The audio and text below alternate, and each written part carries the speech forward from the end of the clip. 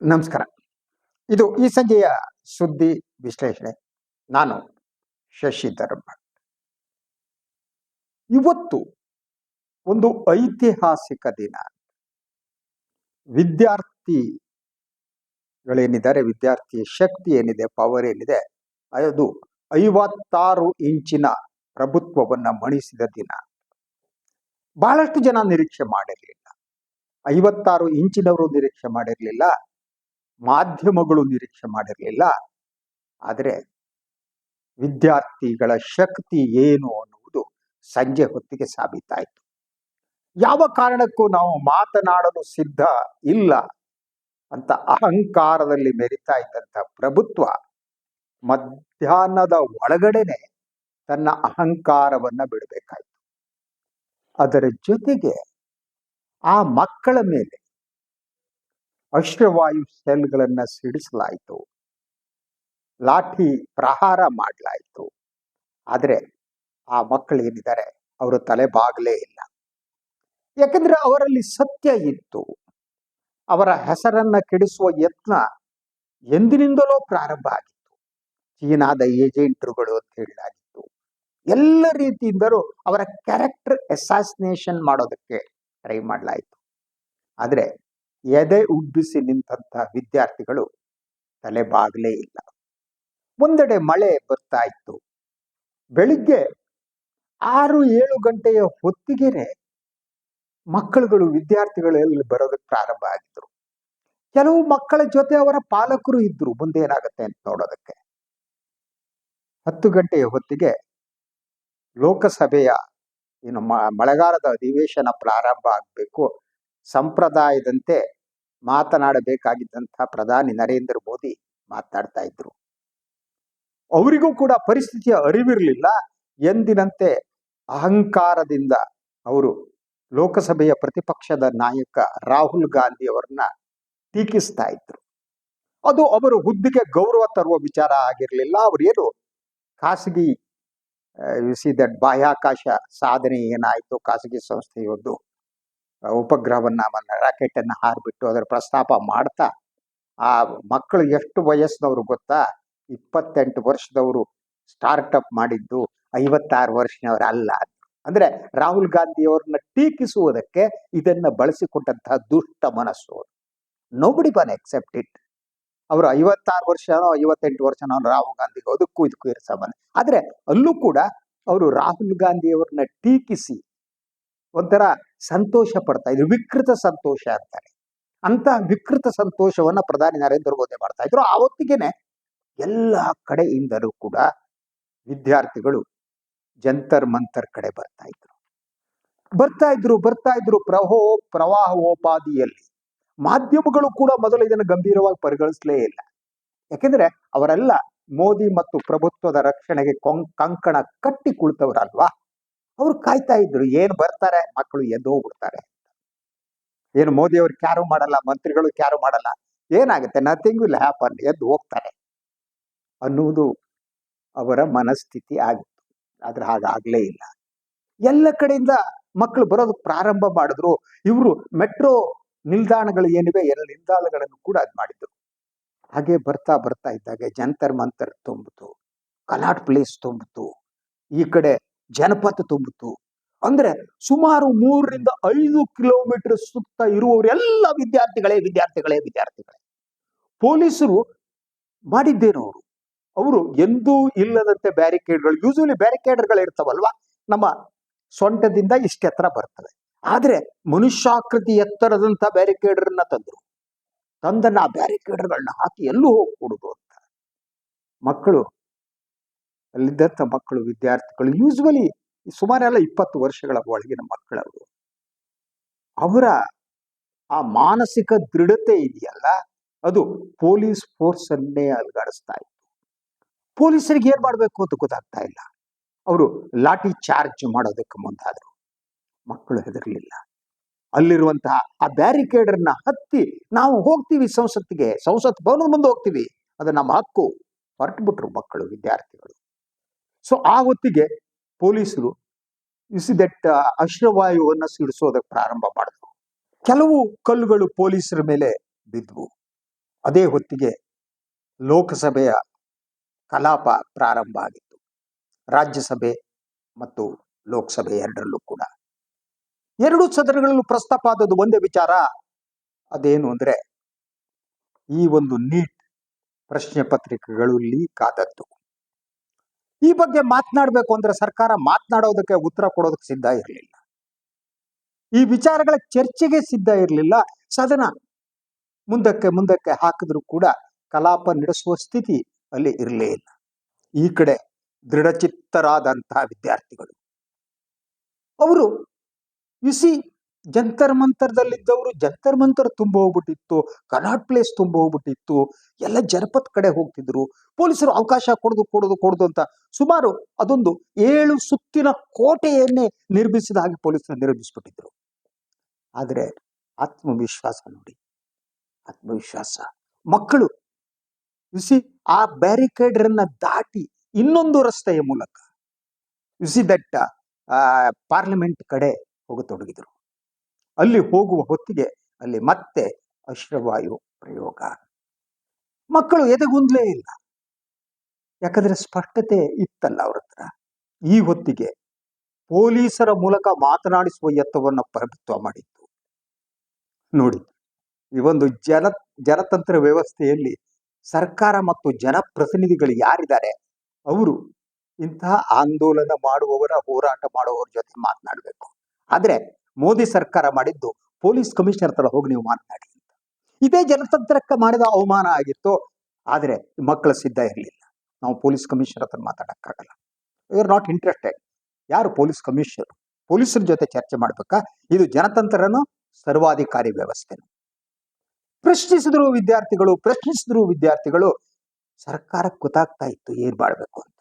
ಆ ಹೊತ್ತಿಗೆ ನಂಬರ್ 2 ಅಮಿತ್ ಶಾ ಅವರು ಕೂಡ ಯುಸಿ ದಟ್ ಅಖಾಡಕ್ಕೆ ಇಳಿದಿದ್ರು. ಅಷ್ಟು ಹೊತ್ತಿಗೆ ಅವರು ನಡ್ಡಾ ಅವರ ಜೊತೆ ಕರೆದು ಮಾತುಕತೆ ಆಡ್ತಾ ಇದ್ರು. ಏನ್ ಮಾಡ್ಬೇಕು, ಹೌ ಟು ಸಾಲ್ವ್ ಇಟ್. ಅರ್ಧ ಗಂಟೆ ಆಯ್ತು, ಮುಕ್ಕಾಲು ಗಂಟೆ ಆಯ್ತು, 1 ಗಂಟೆ ಆಯ್ತು, ಮಾತಾಡ್ತಾನೆ ಇದ್ರು. ಈ ಕಡೆ ಪರಿಸ್ಥಿತಿ ಹತೋಟಿಯನ್ನ ತಪ್ತಾ ಇದ್ದಾಗಿತ್ತು. ಸೊ ಯಾವಾಗ ಈ ಮಕ್ಕಳುಗಳು ಪೊಲೀಸರ ಹತ್ರ ಮಾತನಾಡೋಕ್ ಸಿದ್ಧ ಇಲ್ಲದಾಗ ಕೆಲವು ಅಧಿಕಾರಿಗಳನ್ನ ಕಳಿಸುವಂತ ಪ್ರಸ್ತಾವನೆ ಈ ಒಂದು 56 ಇಂಚಿನ ಪ್ರಭುತ್ವದಿಂದ ಬಂತು. ಅದಕ್ಕೂ ಮಕ್ಕಳು ಒಪ್ಪಲಿಲ್ಲ. They rejected. ಮಾತನಾಡೋದಿದ್ದರೆ ಪ್ರಧಾನಿನೋ ಮಂತ್ರಿಗಳಲ್ಲಿ ಯಾರೋ ಮಾತನಾಡಿ. ಹಾಗಿದ್ರೆ ಯಾರ ಜೊತೆ ಮಾತಾಡ್ತೀರಿ? ಆಗ ಅವ್ರು ಹೇಳಿದ್ದು, ನಾವು ನಡ್ಡಾ ಜೊತೆ ರೆಡಿ ಟು ಡಿಸ್ಕಸ್. ಆ ಮಕ್ಕಳೇ ಕೊಟ್ಟಂತಹ ಸಲಹೆ ಅದು. ಅಷ್ಟೊತ್ತಿಗೆ ನಡ್ಡಾ ಅವರು ಮಾತನಾಡಿ ಮುಗಿಸಿ ಬಂದ್ಮೇಲೆ ಅಮಿತ್ ಶಾ ಎಜುಕೇಶನ್ ಮಿನಿಸ್ಟರ್ ಪ್ರಧಾನ್ ಅವ್ರ ಜೊತೆ ಮಾತುಕತೆ ಪ್ರಾರಂಭ ಆಯಿತು. ಸೊ ಹಾಗಿದ್ರೆ ಅಷ್ಟೊತ್ತಿಗೆ ಸುದ್ದಿ ಲೀಕ್ ಆಗಿತ್ತು, ನಡ್ಡಾ ಅವರ ಮನೆಯಲ್ಲಿ ಮಾತುಕತೆ ನಡೆಯುತ್ತೆ, ಹಾಗೇನೆ ಈ ಕಾಕ್ರೋಚ್ ಜನತಾ ಪಾರ್ಟಿ ಏನಿದೆ ಅವರ ಪ್ರತಿನಿಧಿಗಳು ಹೋಗ್ತಾರೆ ಅಲ್ಲಿಗೆ ಅಂತ. ಸೊ ಆದ್ರೆ ಬಹಳ ಹೊತ್ತಿನವರೆಗೆ ಸಂಸತ್ ಭವನದಲ್ಲೇ ಇದ್ದಂತ ನಡ್ಡಾ ಹೋಗ್ತಾರೋ ಇಲ್ವೋ ಅನ್ನುವ ಆತಂಕ ಇದ್ದಾಗಿತ್ತು. ಆದ್ರೆ ಯಾವಾಗಲೂ ಅಷ್ಟೇ ನೋಡಿ, ವಿದ್ಯಾರ್ಥಿಗಳಿದಾರಲ್ಲ, ಈ ವಿದ್ಯಾರ್ಥಿಗಳ ಶಕ್ತಿ ಅಂದ್ರೆ ಅದು. ಸೊ ಇದು ಭಾರತ ಮಾತ್ರ ಅಲ್ಲ, ಎಲ್ಲಾ ಕಡೆ ಆ ದೃಢತೆ, ಆ ಶಕ್ತಿ, ಆ ಹೋರಾಟಕ್ಕೆ ನಡ್ಡಾ ಮಾಡಿದ್ರು. ಆಗ ಇಬ್ಬರು ಪ್ರತಿನಿಧಿಗಳು ಕಾಕ್ರೋಚ್ ಜನತಾ ಪಾರ್ಟಿಯಿಂದ ನಡ್ಡಾ ಅವರ ಮನೆಗೆ ಹೋದರು.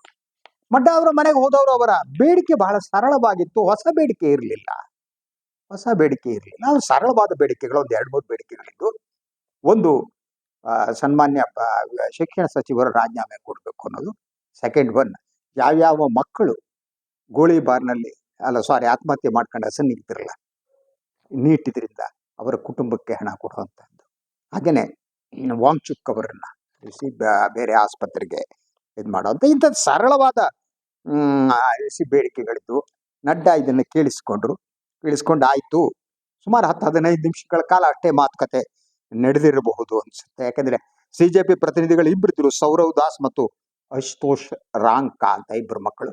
ಸೊ ಅವ್ರ ಜೊತೆ ಚರ್ಚೆ ನಡೆಸಿದ ಮೇಲೆ ಸರ್ಕಾರದ ಪರವಾಗಿ ಈ ವಿಚಾರವನ್ನು ನಾನು ಪರಿಗಣನೆ ತಗೋತೀವಿ, ನಾವು ಡಿಸ್ಕಸ್ ಮಾಡ್ತೀವಿ, will try to sort it out ಅಂತ 56 ಇಂಚಿನ ಈ ಒಂದು ಪ್ರಭುತ್ವ ಇದೆಯಲ್ಲ ಅದು ಒಪ್ಪಿಕೊಳ್ಳಲೇ ಬೇಕಾಯ್ತು. ಸೊ ಅದಾದ್ಮೇಲೆ ಸರ್ಕಾರ ಸಂವಾದಕ್ಕೆ ಮುಂದಾಗಿದೆ ಅನ್ನುವ ಅನೌನ್ಸ್ಮೆಂಟ್ ಅನ್ನ ಕಾಕ್ರೋಚ್ ಜನತಾ ಪಾರ್ಟಿ ಮಾಡಿದ್ರು ಅಂತ. ಸೊ ಮಾತುಕತೆಯಲ್ಲಿ ಚರ್ಚೆ ಆದಂತ 3-4 ಅಂಶಗಳು ನಿಮಗೆ ನಾನು ಹೇಳಿದೆ. ಅದರಲ್ಲಿ ಇನ್ನೂ 2 ಅಂಶಗಳಿದ್ದು. ಒಂದು, ಸೋನಂ ವಾಂಗ್ಚುಕ್ ಅವರ ಆರೋಗ್ಯಕ್ಕೆ ಸಂಬಂಧಪಟ್ಟ ಹಾಗೆ, ಎಸ್, ದಟ್ ಇಸ್ ಆಲ್ಸೋ ಲಕ್ಷ್ಯ ವಹಿಸಬೇಕು ಅಂತ ಹೇಳಿದ್ದು. ಮತ್ತು ಶಿಕ್ಷಣ ವ್ಯವಸ್ಥೆಯಲ್ಲಿ ಇದೆಯಲ್ಲ, ಅದರಲ್ಲಾದಂಥ ಅಕ್ರಮಗಳ ಜವಾಬ್ದಾರಿಯನ್ನ ಸರ್ಕಾರನೇ ಹೊರಬೇಕು, ಮೂರನೇವರು ಅಲ್ಲ ಅನ್ನುವ ಮಾತನ್ನು ವಿದ್ಯಾರ್ಥಿಗಳು ಹೇಳಿದ್ರು. ಧರ್ಮೇಂದ್ರ ಪ್ರಧಾನ್ ಹೇಳಿದೆ. ಮತ್ತು ಪರೀಕ್ಷಾ ಅಕ್ರಮದ ವಿದ್ಯಾರ್ಥಿಗಳ ಕುಟುಂಬಗಳಿಗೆ ಪರಿಹಾರದ ಬಗ್ಗೆ ಹೇಳಿದೆ. ಹಾಗೆ ಶಿಕ್ಷಣ ವ್ಯವಸ್ಥೆಯಲ್ಲಿ ಸುಧಾರಣೆ ಮಾಡಬೇಕಾದಂತ ಅನಿವಾರ್ಯತೆ ಇದೆಯಲ್ಲ, ಆ ಅನಿವಾರ್ಯತೆಯನ್ನು ಕೂಡ ಇವರು ಸಚಿವರ ಗಮನಕ್ಕೆ ತಂದರು. ಸಚಿವರು ಎಲ್ಲವನ್ನ ಕೇಳಿಸ್ಕೊಂಡ್ರು. ಅವ್ರು ಕೇಳಿಸ್ಕೊಂಡು ಇನ್ನೇನ್ ಮಾಡ್ತಾರೋ, ಆಯ್ತು ಮಾಡ್ತೀನಿ, ಇನ್ನೇನು ಹೇಳೋ ಸಿಚುವೇಶನ್ನೇ ಇರಲಿಲ್ಲ. ಅವ್ರು ಹೋಗಿ ಅವ್ರ ಗುರುಗಳಿಗೆ ಹೇಳ್ಬೇಕಲ್ವಾ. ಸೊ ಆಯ್ತು ಮಾತಾಡೋಣ, ನಾವು ಆಯ್ತು ನೀವು ಪ್ರಭುತ್ವ ಇದು ನಾವು ಮಾತಾಡ್ತೀವಿ, ಡಿಸ್ಕಸ್ ಮಾಡ್ತೀವಿ ಅಂತಂದ್ರು. ಈ ನಡುವೆ ಜಂತರ್ ಮಂತರ್ನಿಂದ ಈ ಕಡೆ ಎಲ್ಲ ವಿದ್ಯಾರ್ಥಿಗಳು ಇದ್ರು. ಅವರನ್ನ ಓಡಿಸೋದಕ್ಕೆ ಪೊಲೀಸರು ಕೈಯಲ್ಲಿ ಲಾಠಿ ಹಿಡಿದು ಟ್ರೈ ಮಾಡ್ತಿದ್ರು. ಮಕ್ಕಳು ಆ ಕಡೆ ಕೂಡ ಆಗ್ತಾ ಇದ್ರು. ಮತ್ತೆ ಸ್ವಲ್ಪ ಹೊತ್ತಿಗೆ ಯಥಾ ಪ್ರಕಾರ ಜಂತರ್ ಮಂತರ್ಗೆ ಬರ್ತಿದ್ರು. ಸುತ್ತಮುತ್ತಲ ಪ್ರದೇಶದಲ್ಲಿ ಕೂಡ ಅವರು ಇದ್ರು ಅಂತ. ಸೊ ಆದ್ರಿಂದ ಈ ಬಗ್ಗೆ ಏನಿದೆ, ಈ ಬಗ್ಗೆ ಮಾಧ್ಯಮಗಳು ಕೂಡ ಬೆಳಗಿನ ಅಂತ ಸೀರಿಯಸ್ ಆಗಿ ತಗೊಂಡೇ ಇರಲಿಲ್ಲ. ಯಾವುದು 1-2 ಚಾನಲ್ ಬರ್ತಾ ಇತ್ತು. ಉಳಿದ ಚಾನಲ್ಗಳು ಪ್ರಧಾನಿಯವರ ಆಗಮನ ಬರ್ತಾ ಇದ್ದು, ಸಂಸತ್ತಿಗೆ ಅಕ್ಕಪಕ್ಕದಲ್ಲಿ ಜನ ಇಟ್ಕೊಂಡು ಸಂಸತ್ತಿಗೆ ಹೋಗ್ತಾ ಇರೋದು, ಅವರು ರಾಹುಲ್ ಗಾಂಧಿ ಅವರನ್ನ ಟೀಕೆ ಮಾಡಿದ್ದು, ಆ ಬಗ್ಗೆ ಮಾಧ್ಯಮ ಕೂಡ ಸಂತೋಷ ಪಟ್ಕೊಂಡು ಎಷ್ಟು ಚೆನ್ನಾಗಿ ರಾಹುಲ್ ಗಾಂಧಿಗೆ ಇಟ್ಟರು ನೋಡಿ ಮೋದಿ ಅಂತೇಳಿ ಸಂತೋಷ ಪಡ್ತಾ ನಿಂತ್ಕೊಂಡಿದ್ರು. ಆದ್ರೆ ಯಾವಾಗ ಜನ ಬರೋದಕ್ಕೆ ಪ್ರಾರಂಭ ಆದ್ರು ನೋಡಿ, ಸೊ ಆವಾಗ ಮಾಧ್ಯಮಗಳಿಗೆ ಇದೇನಪ್ಪ ಅನ್ಸೋ ಪ್ರಾರಂಭ ಆಯಿತು. ಅದ್ರ ಜೊತೆಗೆ ಇಂಟರ್ನ್ಯಾಷನಲ್ ಮೀಡಿಯಾದಲ್ಲಿ ಇದಕ್ಕೆ ಕವರೇಜ್ ಶುರುವಾಗಿತ್ತು. ಸೊ ಈವನ್ BBC ವೆಬ್ಸೈಟ್ ನಲ್ಲಿ ವಿಸ್ತಾರವಾದ ವರದಿ ಬರ್ತಾ ಇತ್ತು. CNN ವೆಬ್ಸೈಟ್ ನಲ್ಲಿ ಬರ್ತಾ ಇತ್ತು. France 24 ಚಾನಲ್ ನಲ್ಲಿ ಬರ್ತಾ ಇತ್ತು. ಎಲ್ಲ ವಿಶ್ವಾದ್ಯಂತ ಚಾನಲ್ ನಲ್ಲಿ ಬರ್ತಾ ಇತ್ತು. ನಮ್ಮಲ್ಲಿ ಮಾತ್ರ ಬರ್ತಾ ಇರಲಿಲ್ಲ. ಸೊ ಕನ್ನಡ ಚಾನಲ್ಗಳಂತೂ ಪೂರ್ಣ ಅಂತ್ಯಕ್ರಿಯೆಯಲ್ಲಿ ನಿರತರಾಗಿತ್ತು. ಅವರಿಗೆ ಪೂರ್ಣ ಅದೇನೆ 3ನೇ ದಿನ ಇವತ್ತು ಅವ್ರ ಅಂತ್ಯಕ್ರಿಯೆಯಲ್ಲಿ ಅದೇ ವಿಚಾರಗಳಿತ್ತು. ಈ ಬಗ್ಗೆ ಒಂದು ಸಣ್ಣ ಸುದ್ದಿ ಕೂಡ ಬರ್ತಾ ಇರಲಿಲ್ಲ. ಎಲ್ಲ ಅದನ್ನ ಲೈವ್ ಮಾಡ್ತಾ ಅಷ್ಟು ಚಾನಲ್ಗಳು ಕೂತ್ಕೊಂಡಿತ್ತು. ಆದ್ರೆ ದೆಹಲಿಯಲ್ಲಿ ಆ ವಿದ್ಯಾರ್ಥಿ ಶಕ್ತಿ ಇದೆಯಲ್ಲ, ಅದು ಸಂಸತ್ ಭವನವನ್ನೇ ನಡಗಿಸುವಂತೆ ಇತ್ತು. ಯಾರಿಗೆ ಅಹಂಕಾರದ ಒಂದು ಕೋಟೆ ಇತ್ತಲ್ಲ, ಆ ಅಹಂಕಾರದ ಕೋಟೆಯನ್ನ ಅದರ ಇಟ್ಟಂಗಿಗಳೇ ಹುಡುಕ್ತಾ ಇದ್ದೇವನ ಅಹಂಕಾರದ ಕೋಟೆಯ ಇಟ್ಟಂಗಿಗಳಿವೆಯಲ್ಲ, ಅದೇ ದುರ್ಬಲಗೊಳಿಸುವ ಕೆಲಸವನ್ನ ಈ ವಿದ್ಯಾರ್ಥಿ ಶಕ್ತಿ ಮಾಡ್ತಾ ಇತ್ತು. ಈ ನಡುವೆ ದೆಹಲಿ ಪೊಲೀಸರು ಕಮಿಷನರ್ನೇ ಅಮಿತ್ ಶಾ ಬದಲು ಮಾಡಿದ್ರು. 2-3 ದಿವಸದಿಂದ ಹೊಸ ಕಮಿಷನರ್ ಬೇರೆ ಬಂದಿದ್ರು. ಅವರು ಪಬ್ಲಿಕ್ ಆಗಿ ಬಂದು ಒಂದು ಹೇಳಿಕೆಯನ್ನು ನೀಡ್ಬಿಟ್ಟು, ಎಲ್ಲ ದೆಹಲಿ ಜನ ಎಲ್ಲ ಶಾಂತವಾಗಿರ್ಬೇಕು, ಸುಳ್ಳು ಸುದ್ದಿಗಳೇ ತಲೆ ಕೊಡ್ಬೇಡಿ, ಎಲ್ಲ ಸರಿ ಇದೆ ಅಂತ ಹೇಳಿಕೆ ಕೊಡ್ತಾ ಇದ್ರು. ಸೊ ಈ ನಡುವೆ ಅಮಿತ್ ಶಾ ಸಂಪೂರ್ಣವಾಗಿ ಬದಲಾಗಿರ್ಲಿಲ್ಲ. ಯಾಕೆಂದ್ರೆ ದೆಹಲಿಯ ಪೊಲೀಸರು ಏನಿದ್ದಾರೆ, ಅವರು ಅಮಿತ್ ಶಾ ಅವರ ಅಂಡರ್ ಬರ್ತಾರೆ. ಆದ್ರೆ ಆಗಲೇ ಈ ಮಕ್ಕಳ ಮೇಲೆ ಪ್ರಕರಣಗಳನ್ನ ಕೇಸ್ ಹಾಕುವ ಒಂದು ಷಡ್ಯಂತರ ಕೂಡ ದೆಹಲಿ ಮಟ್ಟದಲ್ಲಿ ನಡೀತಾನೆ ಇತ್ತು. ಒಂದು ಕಡೆ ಮಾತುಕತೆ ಬಾಗಿಲು ತೆಗೆದುಕೊಳ್ಳೋದು, ಇನ್ನೊಂದು ಕಡೆ ಮಕ್ಕಳ ಮೇಲೆ ಕೇಸ್ ಹಾಕ್ಬಿಡ್ಬೇಕು, ಅವ್ರನ್ನ ಒಳಗ್ ದಬ್ಬಿಡ್ಬೇಕು ಅಂತ. ಸೊ ಆ ಯತ್ನ ಕೂಡ ನಡೀತಾ ಇತ್ತು. ಸಂಜೆ ಹೊತ್ತಿಗೆ ಈ ಮಕ್ಕಳ ಮೇಲೆ ಕೇಸ್ ಹಾಕುವ ತೀರ್ಮಾನಕ್ಕೆ ಸೊ ದೆಹಲಿ ಪೊಲೀಸರು ಬಂದಿದ್ರು. ಅದು ಅಮಿತ್ ಶಾ ಒಪ್ಪಿಗೆ ತಗೊಂಡೇ ಬರ್ತಾರೆ ಅವರು. ಸೊ ಆ ಮೂಲಕ ಏನ್ ಮಾಡ್ಬೇಕು, ಈ ಏನು ನ್ಯಾಯಯುತವಾದ ಪ್ರತಿಭಟನೆ ನಡೆಸ್ತಿದಂತ ಮಕ್ಕಳ ಮೇಲೆ ಕೇಸ್ ಆಗಿ ಒಳಗ್ ದಬ್ಬಬೇಕು. ಆಗ್ಲೇ ಅವ್ರ ಮೇಲೆ ಲಾಠಿ ಪ್ರಹಾರ ಆಗಿದ್ದು, ಹಲವರಿಗೆ ಗಾಯಗಳಾಗಿವೆ, ಇನ್ನೊಂದಾಗಿವೆ. ಅಶ್ರುವಾಯು ಪ್ರಯೋಗದಿಂದಾಗಿ ಬಹಳಷ್ಟು ಜನರಿಗೆ ಆರೋಗ್ಯ ಪ್ರಾಬ್ಲಮ್ಗಳು ಉಂಟಾಗಿವೆ.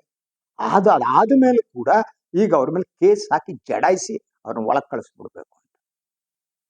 ಸೊ ಈ ಯತ್ನ ಅಲ್ಲಿ ನಡೀತಾನೆ ಇತ್ತು. ಈ ನಡುವೆ ಇವತ್ತು ಕೇವಲ ದೆಹಲಿಯಲ್ಲ, ದೆಹಲಿಯಲ್ಲಿ ನಡೆಯೋಕೆ ಬೆಂಬಲ ಕೊಡೋದಕ್ಕೆ ಬೆಂಗಳೂರು ಸೇರಿದಂತೆ ದೇಶದ ಹಲವೆಡೆ ಪ್ರತಿಭಟನೆಗಳು ನಡೆದವು. ಬೆಂಗಳೂರು ಫ್ರೀಡಂ ಪಾರ್ಕ್ ನಲ್ಲಿ ನಡೀತು. ಇನ್ನೂ ಕೆಲವು ಕಡೆ ಗಂಭೀರವಾದಂತಹ ಇಂತಹ ಪ್ರತಿಭಟನಾ ಮೆರವಣಿಗೆಗಳು ನಡೆದವು. ಅಂದ್ರೆ ಪ್ರಥಮ ಬಾರಿಗೆ ಅನಿಸುತ್ತೆ ಈ ದೆಹಲಿ ಪ್ರಭುತ್ವವನ್ನ ವಿದ್ಯಾರ್ಥಿಗಳು ನಡೆಸೋ ಹೊರಟಿದ್ರು. ಸೊ ಇನ್ನು ವಿದೇಶಿ ಮಾಧ್ಯಮಗಳಲ್ಲಂತೂ ಇದನ್ನ ಜನ್-ಜಿ ಚಳವಳಿ ಅಂತಾನೆ ಕರೆಯಲಾಗಿದೆ. BBC-ಯಿಂದ ಹಿಡಿದ್ಬಿಟ್ಟು ವಿದ್ಯಾರ್ಥಿಗಳು ಎದ್ದು ನಿಂತಿದೆಯಲ್ಲ, ಇದು ಜನ್-ಜಿ ಚಳವಳಿ ಇಂಡಿಯಾದಲ್ಲಿ ಅನ್ನೋದನ್ನ ವಿದೇಶಿ ಮಾಧ್ಯಮಗಳು ವಿಶ್ಲೇಷಣೆ ಮಾಡ್ತವೆ. ಅದ್ರ ಜೊತೆಗೆ ಭಾರತದಲ್ಲಿ ಹೇಗೆ ಜನತಂತ್ರ ಇದಾಗ್ತಾ ಇದೆ, ದುರ್ಬಲಗೊಳ್ತಾ ಇದೆ, ಕಂಡುಕೊಂಡವರು ಯಾರು ಪ್ರಶ್ನಿಸ್ತಾರೋ ಅವರ ಮೇಲೆ ಪೊಲೀಸರನ್ನ ಬಿಟ್ಟು ಹಲ್ಲೆ ನಡೆಸುವುದನ್ನು ಕೂಡ ಬಹಳಷ್ಟು ಮಾಧ್ಯಮಗಳು ಈ ಬಗ್ಗೆ ಭಾರತದ ಬಗ್ಗೆ ಆತಂಕವನ್ನ ವ್ಯಕ್ತಪಡಿಸಿದೆ. ಸೊ ಒಟ್ಟಾರೆ ಈಗ ಏನಾಗುತ್ತೆ ಮುಂದೆ, ಒಂದ್ ಕಡೆ ಕೇಸ್ ಹಾಕ್ಬಿಟ್ಟು ಇನ್ನೊಂದ್ ಕಡೆ ಮಾತನಾಡೋಕೆ ಸಿದ್ಧರಾಗ್ತಾರೆ. ಈಗ ಸಂಜೆ ನಾನು ನಿಮ್ ಜೊತೆ ಮಾತನಾಡೋ ಹೊತ್ತಿಗೆ ಬಿಸಿ ದಟ್ಟ ಜಂತರ್ ಮಂತರಿಂದ ಸ್ವಲ್ಪ ಮಟ್ಟಿಗೆ ಮಕ್ಕಳುಗಳೆಲ್ಲ ಆ ಕಡೆಯಿಂದ ಬೇರೆ ಕಡೆ ಹೋಗ್ತಾ ಇದ್ರು. ಈ ರಾತ್ರಿ ಇರುತ್ತಾ ಏನಾಗುತ್ತೆ ಗೊತ್ತಿಲ್ಲ. ಅದ್ರ ಜೊತೆಗೆ ವಾಂಗ್ಚುಕ್ ಅವರ ಏನಾಗುತ್ತೆ ಅವರ ಆರೋಗ್ಯ, ಅವರು ಹೇಳಿದಾಗ ಕೋರ್ಟ್ನಲ್ಲಿ ನಾಳೆ ಇವತ್ತು ಕೋರ್ಟ್ನಲ್ಲಿ ಬಂದಾಗ ಕೋರ್ಟ್ನಲ್ಲಿ ಯಾವುದೇ ತೀರ್ಮಾನ ತಗೊಂಡಿಲ್ಲ ಹೈಕೋರ್ಟ್ನಲ್ಲಿ.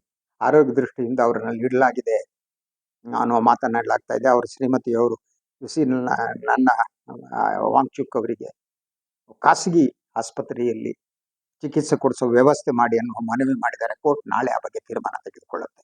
ನಾಳೆ ಹೊತ್ತಿಗೆ ಇನ್ನಷ್ಟು ಬೆಳವಣಿಗೆಗಳಾಗ್ಬೋದು. ಈ ಬೆಳವಣಿಗೆ ತಮಗೆ ತಲುಪಿಸುವ ವ್ಯವಸ್ಥೆ ಮಾಡ್ತಾರೆ. ಯಾಕಂದ್ರೆ ನಮ್ಮ ಕನ್ನಡ ಮಾಧ್ಯಮ ಅಂತೂ ಇದ್ಯಾವುದು ನಿಮ್ಗೆ ತಲುಪಿಸಲ್ಲ. ಬಿಕಾಸ್ ಅವರಿಗೆ ಅಂತ್ಯಕ್ರಿಯೆ ಬಹಳ ಮುಖ್ಯ, ಇದ್ಯಾವುದು ಮುಖ್ಯ ಅಲ್ಲ. ನಾಳೆ ಏನಾಗುತ್ತೆ ಲೆಟ್ಸ್ ವೇಟ್ ಅಂಡ್ ಸಿ. ಇದು ಇವತ್ತಿನ ಸುದ್ದಿ ವಿಶ್ಲೇಷಣೆ. ಇನ್ನೊಂದು ವಿಚಾರ ಮತ್ತೆ ಬರ್ತೀನಿ. ನಾನು ಲೈಕ್ ಮಾಡಿ, ಸಬ್ಸ್ಕ್ರೈಬ್ ಮಾಡಿ, ಬೆಲ್ ಐಕಾನ್ ಪ್ರೆಸ್ ಮಾಡೋಕೆ ಬರಬೇಡಿ. ಹಾಗೆ ಸಾಧ್ಯ ಆದರೆ ಸಹಾಯ ಮಾಡಿ. ಸ್ವತಂತ್ರ ಪತ್ರಿಕೋದ್ಯಮವನ್ನು ಉಳಿಸಿ, ನನ್ನನ್ನು ಆಶೀರ್ವದಿಸಿ. ಎಲ್ಲರಿಗೂ ನಮಸ್ಕಾರ.